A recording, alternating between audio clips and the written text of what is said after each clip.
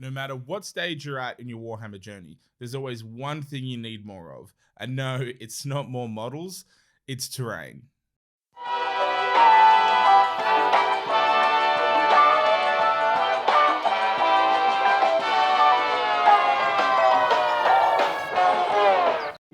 Warhammer is a very expensive hobby to get into. Not only do you have to fork out a lot of money for these models, you also need to fork out a lot of money for paints, painting equipment, brushes, and also a lot of time to invest in it. You got to build them, prime them, paint them, and then you finally can play the game with them. And the one thing we really need to play the game with them that doesn't come in the box is terrain. Yes, now technically you can use like cups, books, or even big rocks on a table, but if you're really chasing that, cinematic feeling, you gotta need to get yourself some terrain. And as much as I hate to admit, not everything can be a right-angled ruin, because I love the destroyed Gothic, buildings of Warhammer 40K. But one thing I really have used most in my time playing Warhammer 40K is just simple like rock hills or rock outcrops. So today we're going to look at how to make, for the least amount of money, some really nice looking rock terrain for battles of Warhammer 40K, or even fantasy and Sigmar. Everything we're going to be using today is going to be on the cheap, though the one tool we're really going to need for this is a hot wire cutter. Now, I picked this one up just for about $20 on Amazon, and honestly, it has changed my life when cutting foam.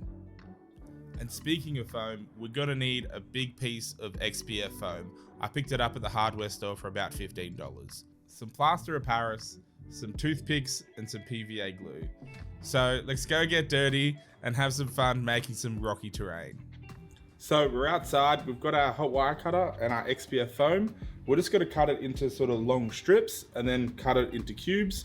I'll give you the measurement of what I'm going to use here. And we do want to cut it sort of just less than the wire cutter you have. So if you do get a smaller one than this, just make sure, because we will be shaving it after we cut it into our cubes. So let's get cutting. When using a hot wire foam cutter, it really is best to take it slow. Let the tool do the work and it will constantly just keep gliding along through the foam. You beauty. Now that we've got our first strip cut, we're just going to use this as sort of a rough guide to cut the rest. And do make sure you are in a well ventilated area or outside, because this does quite smell, and if it smells unpleasant, it probably is not pleasant for your immune system. The edge of the glass table here really helped with maintaining a straight line because it wouldn't burn with the hot wire cutter. If you didn't have something like that, I probably would recommend a long metal ruler.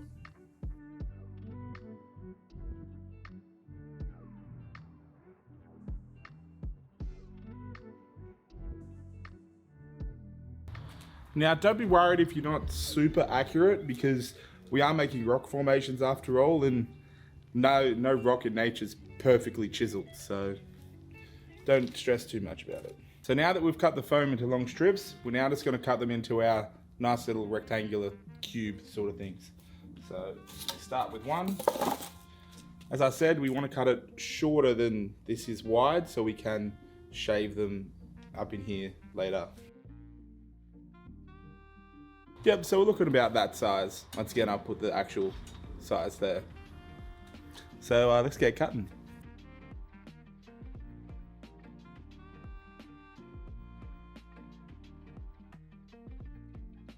Now, when you get down to the last bit, you are going to have obviously a smaller part, but that's perfectly fine because it adds just more variation in the end.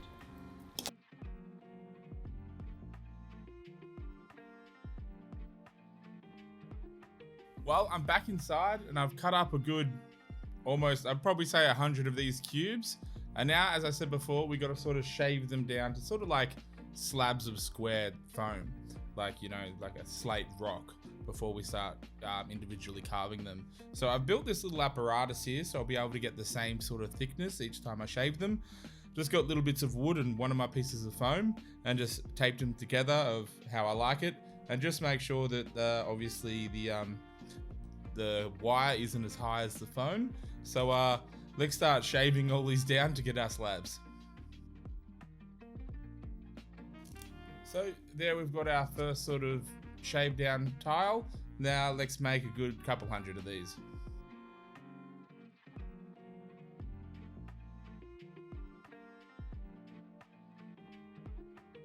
Now, obviously, because I am inside, I do have a lot of windows open and I do have a fan going. So just do be safe, with especially a lot of fumes. I probably should be wearing a mask, to be honest, but let's keep going.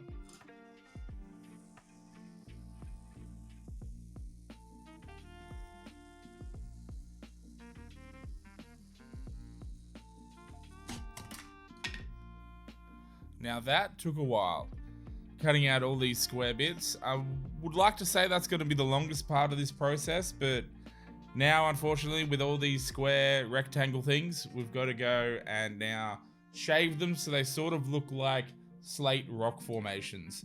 So I'm going to get the wire cutter again, disassemble our rig, and we're just going to slowly start angling these to look sort of like slate rocks.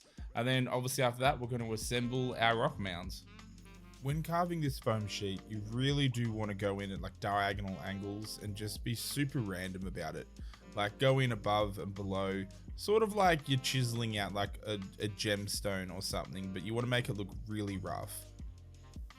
And once we've shaved both sides, it'll really be a nice sort of pronounced, slate piece of rock. And you can really sort of imagine what they're going to look like once they're all stacked together. Well, I think I overestimated on how many of these rock slab things I would need. I think I've got enough for probably 2 whole boards of terrain now, but more terrain the better, I say. So what we're going to do now is we're going to assemble these all together to make our rock structures. We're just essentially going to get toothpicks and PVA glue and assemble the structures we want. Hopefully this won't take too long because it's, it's a random thing. Don't have to think about it too much because obviously rock formations are random. So let's start assembling our terrain. Start off by grabbing one of your pieces of foam, put a big squeeze of PVA glue in the middle, and then add a toothpick.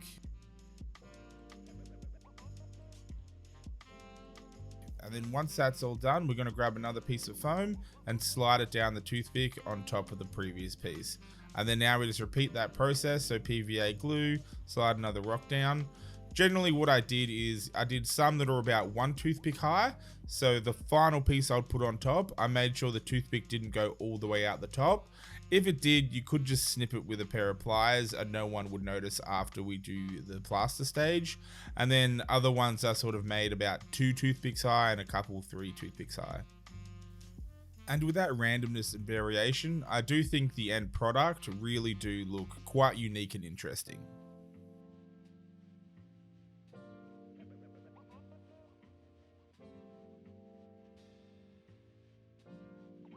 So now that I've assembled all these rock formations, I left them overnight so all of the PVA dries. I definitely probably made way too many of them. You could probably get away with half this amount for a whole table, but I think they've turned up great. All that we've got to do now is dip them in plaster and then obviously then sprinkle some dirt and grit over the top of them, and then we've got to paint them. So let's get on with it.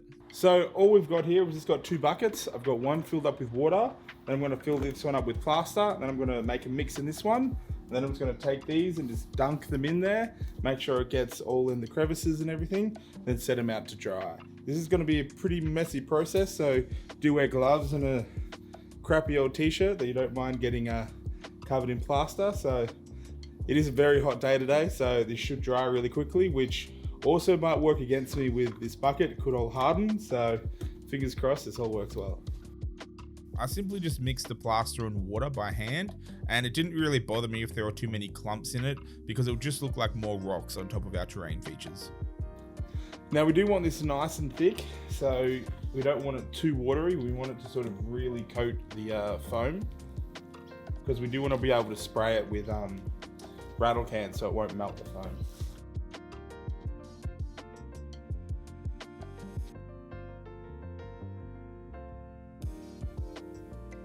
A little bit thick, so now we're going to start dunking this foam. This is a little bit of a messy process. I did find a lot of drips of plaster, on my table and all that, even though I was being careful with that big cardboard sheet, but it can just come off easy because it is glass and plaster. I just scraped it off. So do be careful on what surface you're working on. And as I said before, it was an incredibly hot day. It was like 30 degrees. So these dried really quick, like under 2 hours. But on a normal day, I would probably give these about 5 hours to fully set. And now while they're all drying, I'm just going to be sprinkling just some dirt over the top of them, some grit.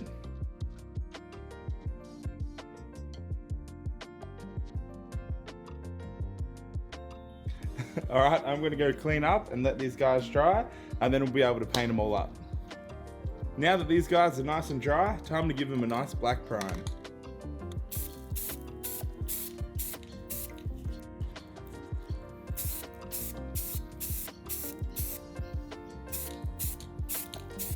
Well, gone through 1.5 bottles of black spray paint.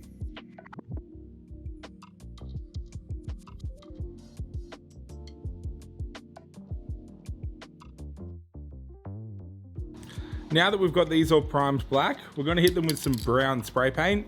Just going to sort of spray over the tops of them and hit all the sort of top side raised edges. So let's have a crack at it.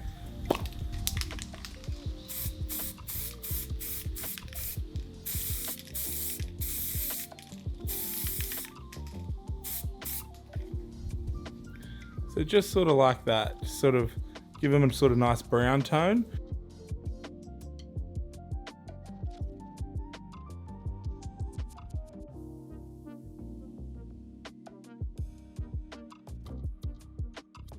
Now I've got the brown all nice and on them, we're going to go and hit them with the grey, and sort of once again just sort of hitting them from the top side of the rock formations, just to sort of give sort of much brighter where the light would sort of be hitting, just like a zenithal highlight, but just over the rocks with grey.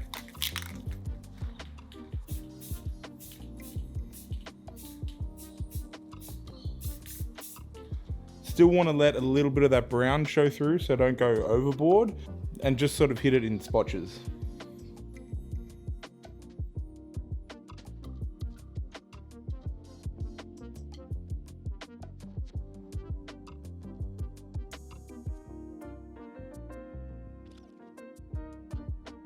So after the grey spray paint, I realised they are still looking a little too dark. So I'm going to hit them with some Xandri dust and then also some white spray paint as well. This step I'm going to go a little bit more sparingly than with the grey, and then once again more sparingly than this when I did the white. So let's have a look how it looks.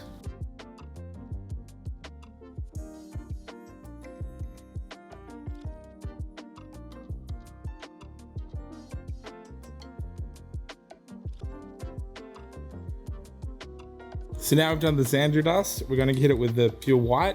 Now I'm going to be much sparing with this, really just a very light coating, we're just going to do over the top.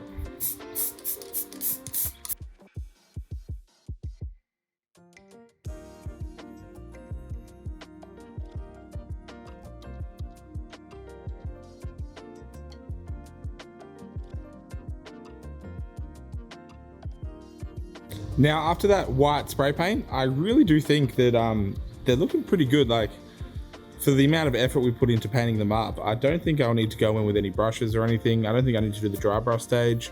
I think they're perfect. They represent what they are. Very quick, easy, you know, to get a whole bunch of tables filled. Like, especially if you just want to host a tournament at home and you just want to have as many tables as you want. I think doing stuff like these, one, looks good and super easy to do, and you know, they'll last a lifetime. Sure, if some of the plaster cracks or anything, it's probably just going to add to the effect of the rocks, and you can just go in and seal it. You can probably seal it from now, probably get some varnish or any sort of like clear seal you want to help protect it more. I'm probably not going to worry because it's just going to be for my use in the home, and they're not going to be like thrown on the floor at like a game store or anything like that. So let's have a look at these on a board and see how we did.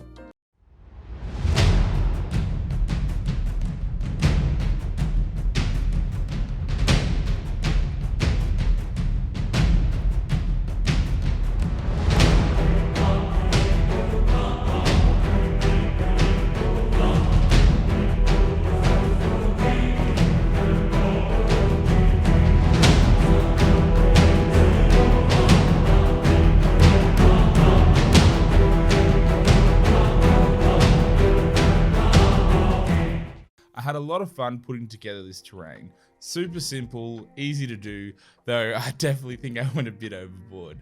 Unfortunately, with the big rock bridge, it wouldn't fit into my bucket, so I couldn't dip the whole thing. So I did decide to scrap it. But I did really like the look of it, so I'll probably go back and finish it later. With these rocks, I wanted to get as much done as I could while being cheap and quick. If I did decide to take things a step further, I would probably use a basing texture or paste over the plaster, as well as use some washes and maybe some dry brushing. Could even throw some tufts on it there as well.